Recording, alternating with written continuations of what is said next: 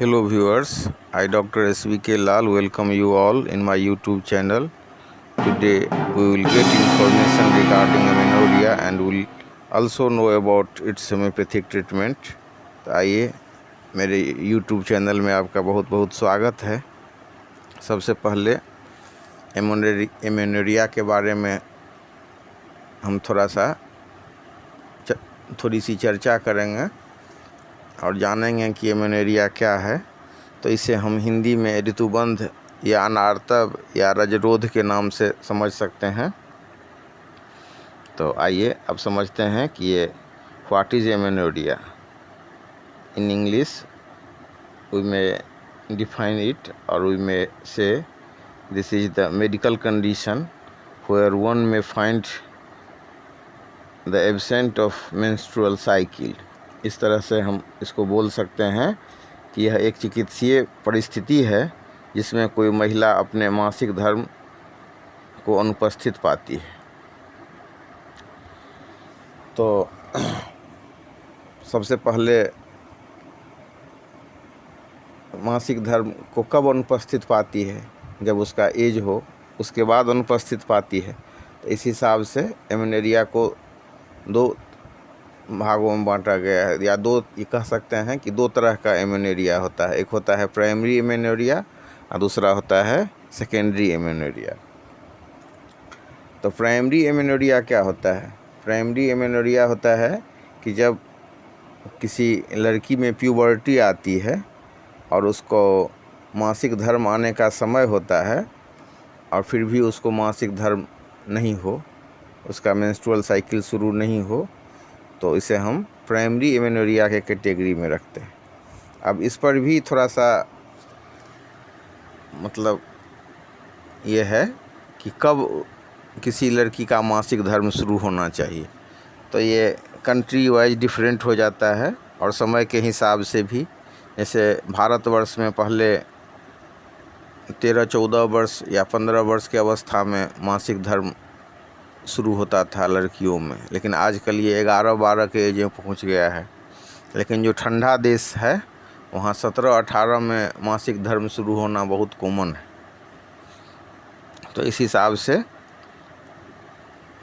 जो जब उसका उम्र हो जाए मासिक धर्म का और वो मासिक धर्म को प्राप्त नहीं हो, उससे मासिक धर्म शुरू नहीं हो, तो वो प्राइमरी एमेनोरिया के कैटेगरी में आता है। और जब एक बार शुरू हो करके फिर उसका मेंस रुक जाए 2 महीना, 4 महीना, 6 महीना, 7 महीना, कभी कभी तो 1-1 साल ऐसा पाया जाता है कि मासिक धर्म रुका हुआ है, तो वो सेकेंडरी एमेनोरिया के कैटेगरी में आता है। तो अब इसका जो है सो हम थोड़ा सा चर्चा भी करेंगे कि इसका कारण क्या होता है। तो सबसे पहले मतलब ये दो तरह का होता है, पहले प्राइमरी एमेनोरिया फिर सेकेंडरी एमेनोरिया।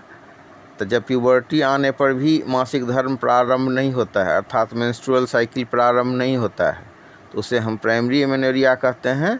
जबकि साइकिल शुरू होने के बाद जब यह बीच में बंद हो जाता है तो इसे सेकेंडरी एमेनोरिया कहते हैं। अब प्राइमरी एमेनोरिया का क्या कारण होता है?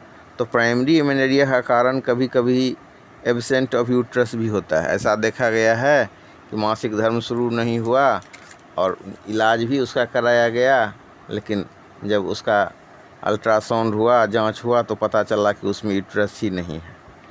तो इस केस में इस टाइप का जो केस होता है वो बहुत क्रिटिकल होता है। उसमें उसको पुनः नहीं प्रारंभ किया जा सकता है और बच्चा प्राप्त होने के लिए सरोगेट मदर सब का सहारा लेना पड़ेगा। तो इस हिसाब से ऐसे केस में हम फिर वो सेकेंडरी एमेनोरिया के केस में नहीं आएगा, उसको कभी मेंस शुरू ही नहीं हो सकता है। जब यूट्रस ही नहीं होगा तो कैसे होगा? तो इस हिसाब से है। अब इसका कारण क्या होता है? तो प्राइमरी एमेनोरिया का सामान्य कारण यूट्रस या वेजाइना में कुछ खराबी या हार्मोन का सही ढंग से नहीं स्राव होना, एनीमिया, कुपोषण आदि होता है।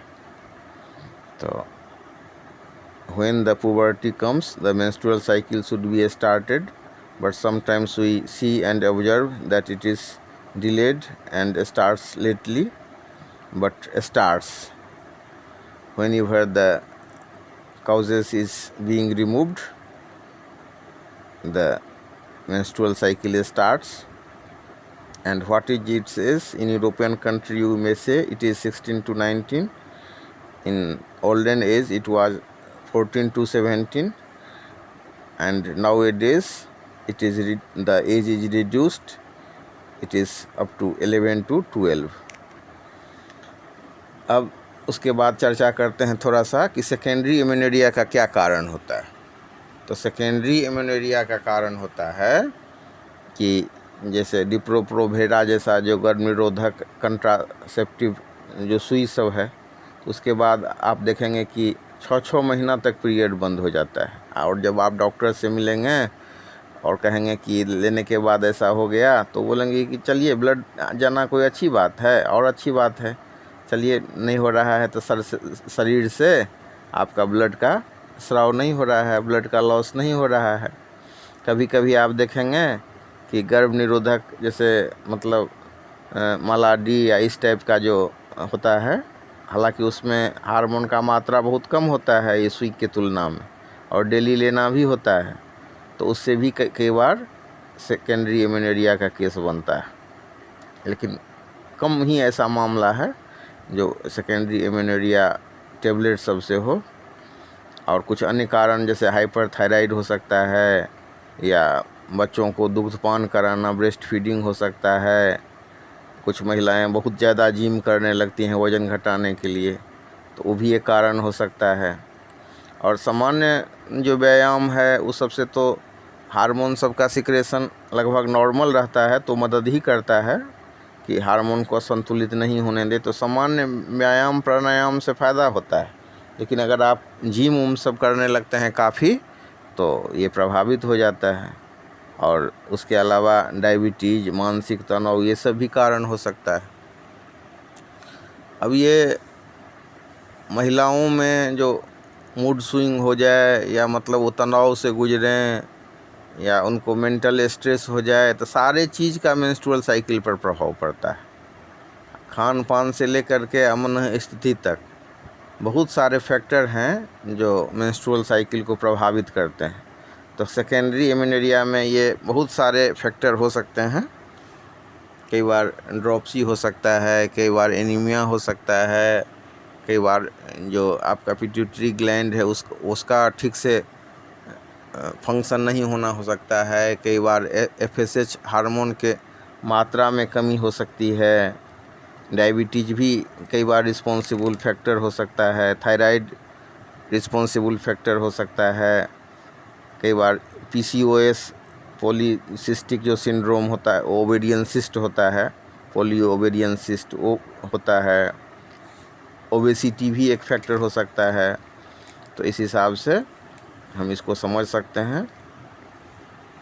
अब इसका लक्षण क्या सब होता है, तो लक्षण में कभी कभी महिलाओं में देखा गया है कि स्तन का आकार बढ़ जाएगा, पूरे शरीर में जलन टाइप का होगा, बर्निंग सेंसेशन होगा।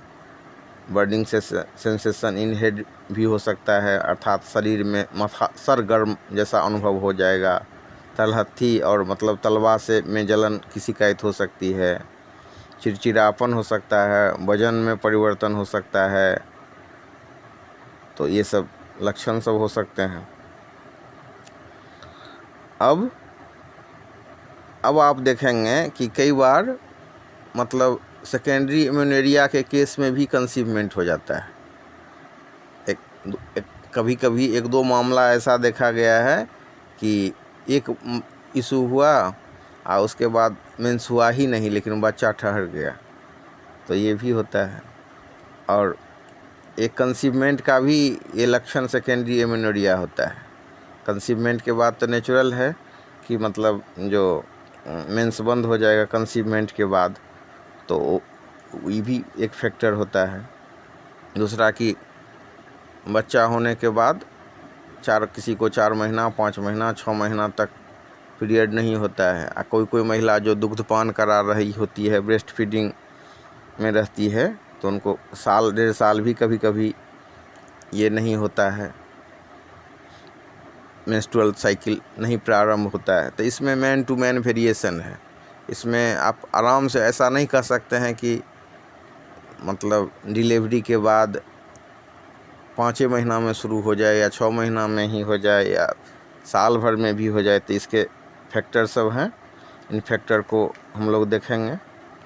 कई बार ये फैक्टर इन्फेक्शन के रूप में होता है, चाहे डिस्ट्रक्शन ऑफ इंडोमेट्रियल लाइन हो सकता है या मतलब कॉक्स से सफ़र होना हो सकता है। उसके बाद लैकनेस ऑफ प्रोजेस्टेरोन हो सकता है। तो इस तरह से अलग अलग इसका कारण हो सकता है और कारण के बाद लक्षण में भी थोड़ा सा वेरिएशन है। तो इस हिसाब से हम इसको समझ सकते हैं एमेनोरिया को। और इसके लक्षण में भी अलग अलग तरह का लक्षण होता है, उस हिसाब से दवाई भी अलग अलग है। किसी को श्वास कष्ट हो सकता है, किसी को डिसेप्सिया हो सकता है, कभी किसी को आलस, उदासी, दिन में नींद, पल्पिटेशन अर्थात हृदय का गति तेज हो जाना, ये सब लक्षण सब हो सकता है। उसके अलावा अब मतलब मेंस्ट्रुअल साइकिल नहीं शुरू हुआ तो मुंह से ब्लीडिंग हो गया या नाक से शुरू हो गया या फिर मतलब वेरिकोज वेन्स हो गया, तो इस सब तरह से की दिक्कत हो सकती है। तो जैसा हम देखते हैं कि कई बार मतलब लीन एंड थीन है, एनीमिक है, कुपोषण का शिकार है, तो उसके चलते मतलब सेकेंडरी एमेनोरिया होता है या फर्स्ट ये प्राइमरी एमेनोरिया होता है। तो वहीं कई बार हम देखते हैं कि कई बार जो मोटी थुल महिला होती है तो उसमें भी ये चीज़ सब पाया जाता है कि वो सेकेंडरी एमेनोरिया से सफ़र कर रही है। तो इसी हिसाब से होम्योपैथी में दवा भी है। होम्योपैथी का विशेषता कहिए या कमी कहिए कि आँख मूंद करके ऐसी दवा नहीं है जो आप दीजिए मतलब ये हो जाएगा। तो अलग अलग केस में अलग अलग दवाई दिया जाता है। अब जैसे मान लीजिए कि कोई एनीमिक केस है, तो एनीमिक केस में कौन सी दवा दी जा सकती है? तो एनीमिक केस में जबकि ये फाइंड आउट हो जाए जो एमेनोरिया का कारण हेमोग्लोबिन डाउन होना है, तो उस केस में हम लोग फेरम फॉस देते हैं। ये बायोकेमिक में भी दे सकते हैं, जिसको हम टिट्रेशन पोटेंसी बोलते हैं। तो उसमें 2x या 3x 6x या 12x पावर में दिया जाता है। उसमें 4 गोली 1 कप गर्म पानी में घोल करके दिया गया और फिर उसका हेमोग्लोबिन लेवल बढ़ाया गया। कई बार ऐसा होता है कि अब इस पर डायग्नोसिस होता है कि क्यों एनीमिक हुआ पेशेंट, कुपोषण से हुआ या मतलब उसका जो स्प्लीन है वो प्रॉपर वे में ब्लड नहीं बना रहा है या फिर मतलब वो ब्लड कैंसर ल्यूकेमिया के तरफ बढ़ रहा है। तो इस केस में इस चीज़ का भी डायग्नोसिस होना चाहिए और किया जाता है कि एनीमिक होने का क्या कारण है। और सामान्य ढंग से अगर सब चीज़ होते हुए भी एनीमिक हो जाता है पेशेंट, तो होम्योपैथी के हिसाब से उसको फेरम फॉस या फिर फेरम मेटैलिकम दिया जाता है। अब इसमें भी कुछ अंतर है। जैसे फेरम मेटैलिकम में जो है सो रक्त की कमी रहेगी। अगर अब उसको पैथोलॉजिकली जांच करवाइए तो आप देखेंगे कि हेमोग्लोबिन में कमी है, लेकिन उसका चेहरा लाल सा दिखाई देगा।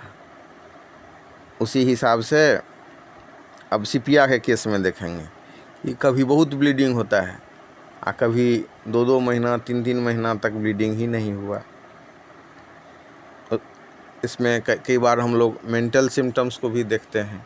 जैसे सीपिया का जो केस बनेगा, कोई ऐसी महिला जो उदासीन स्वभाव की हो, उसका जो चेहरा हो मर्दाना टाइप का हो, लीन एंड थिन पेशेंट हो सकता है और नाक के नज़दीक में उसको जैसे घोड़ा का जीन होता है उस हिसाब से उसका आप जीन देखेंगे।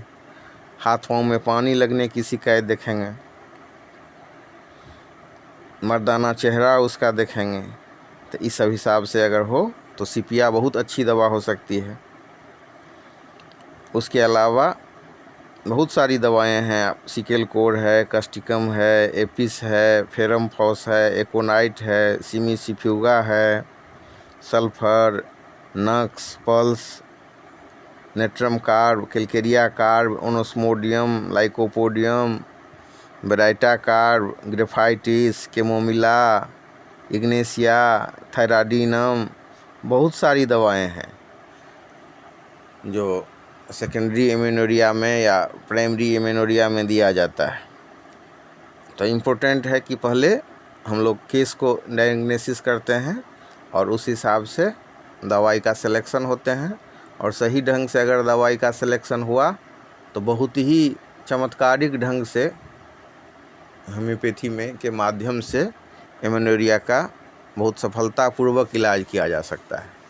जैसे एक दो मामले का मैं आपके साथ शेयर करना चाहूँगा कि एक केस आया सेकेंडरी एमेनोरिया का, और लक्षण के आधार पर मैंने उसको एक खुराक सल्फ़र पिला दिया और कुछ दवाएं दी, तो दूसरी दवा की खाने की आवश्यकता ही नहीं पड़ी। देने के बाद जी पर देने के बाद 24 घंटा के भीतर में उसका मेंस शुरू हो गया, और वो पेशेंट आकर के बोली कि डॉक्टर साहब ये तो शुरू हो गया, लेकिन मैंने उसको कुछ दवाएं कही सलाह दी कि आप इसको लें।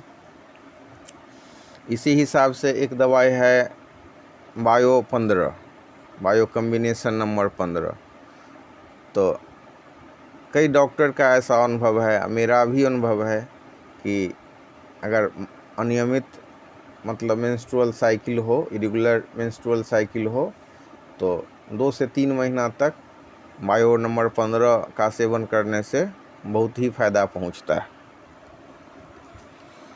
इसी हिसाब से लिनेंथिन, वजन कम हो, सर्दी खांसी की शिकायत हो, तुरंत सर्दी खांसी की शिकायत हो और पेशेंट थोड़ा सा इंटेलिजेंट किस्म का हो, तो डॉक्टर नर्स चर्चा करते हैं कि हमको जज कर लेना चाहिए कि whether she is the patient of tuberculinum और नॉट। तो उस हिसाब से अगर उसके परिवार में टीबी सब के इतिहास की शिकायत रही हो, तो ट्यूबरकुलिनम जैसी दवा सीएम में एक खुराक दे देने से सेकेंडरी एमेनोरिया को दूर किया जा सकता है। और पल्सटिला तो बहुत ही कॉमन दवा है सेकेंडरी एमेनोरिया के लिए, और स्त्री रोगों के लिए बहुत ही प्रसिद्ध दवा में से एक है। मास्टर ड्रग कहा जाता है पल्सटिला को स्त्री रोगों से संबंधित बीमारियों के लिए। जैसे नक्स को पुरुष का मेडिसिन कहा जाता है, उसी हिसाब से पल्सटिला को महिलाओं की औषधि कही जाती है, लेकिन स्वभाव देखना और मेंटल सिम्टम्स देखना बहुत उचित है। पल्सटिला के मामले में हम देखेंगे कि ऐसी महिला जिसका स्वभाव बहुत विनम्र हो, धार्मिक स्वभाव की हो, गर्मी उसको बर्दाश्त नहीं होता हो, खिड़की वो खुला रखना चाहे, ओपन एयर रिलीफ हो, प्यास हो पर पानी पीने की प्रवृत्ति नहीं हो, जीभ ये मुंह का स्वाद जो है सो कड़वा कड़वा टाइप का हो, तो इस हिसाब से पल्सटिला दे करके कई बार उसको बहुत फ़ायदा पहुंचाया जाता है। अब इसमें पोटेंसी का थोड़ा सा ये है कि किसको 30 पावर में पल्सटिला देना चाहिए, किसको 1 nm में देना चाहिए, किसको 10 nm में देना चाहिए। तो ये मैन टू मैन वेरिएशन है। आँख मूंद करके आप 10,000 पावर में या 1 लाख पावर में या 50 ml में दें, ऐसा नहीं है। ये जज करना होता है कि पेशेंट का वाइटल फोर्स कितना है।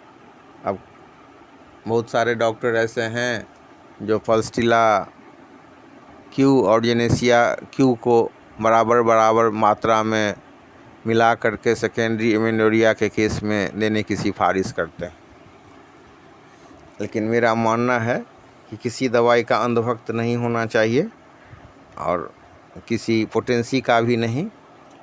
तो कई बार हम देखते हैं कि मदर टिंचर दिया गया, उससे सफलीभूत नहीं हुआ, सफलता नहीं मिली, तो फिर ये 200 या 1 ml में देने से फ़ायदा मिलता है। महत्वपूर्ण ये है कि रोगी में पल्सटिला का लक्षण मिल रहा है कि नहीं मिल रहा है। तो इसी हिसाब से एक मेडिसिन है कैलकेरिया कार्ब। तो कैलकेरिया कार्ब के केस में हम देखेंगे कि जो पेशेंट होता है वो 3F से सफ़र करता है, मतलब फ्लैट होगा, फेबी होगा, फेयर होगा। गोरी थुलथुल मोटी टाइप की जो लड़की हो या महिला हो जो इससे सफ़र कर रही हो, तो उसको कैलकेरिया कार्ब से बहुत फ़ायदा मिलता है।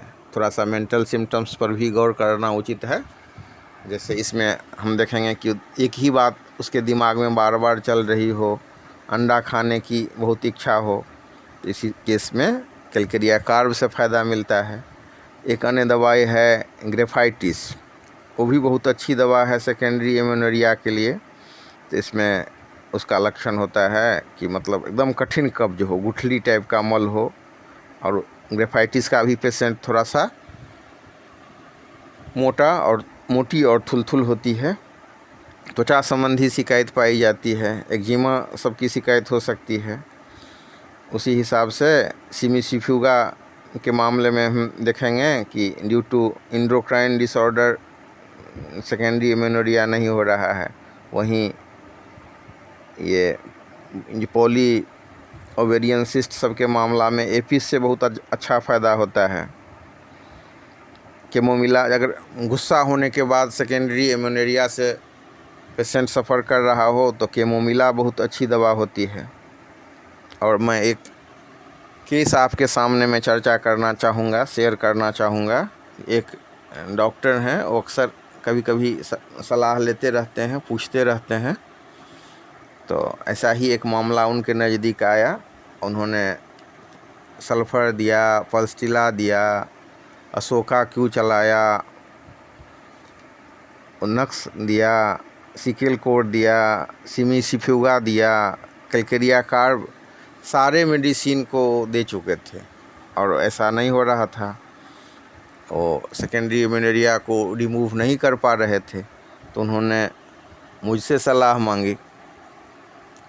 तो मैं थोड़ा सा सिम्टम्स पर विचार करने के बाद हमको लगा, मैंने 2 दवा उनको पर्याय क्रम से देने की सिफारिश की। मैंने सलाह दिया कि उनको फास्फोरस 200 सुबह शाम और लाइकोपोडियम 200 दोपहर रात दिया जाए।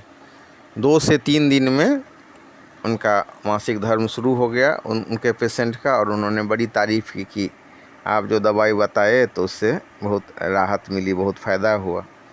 तो इसी हिसाब से होम्योपैथी में मेरा मानना है कि किसी दवा का अंधभक्त नहीं होना है।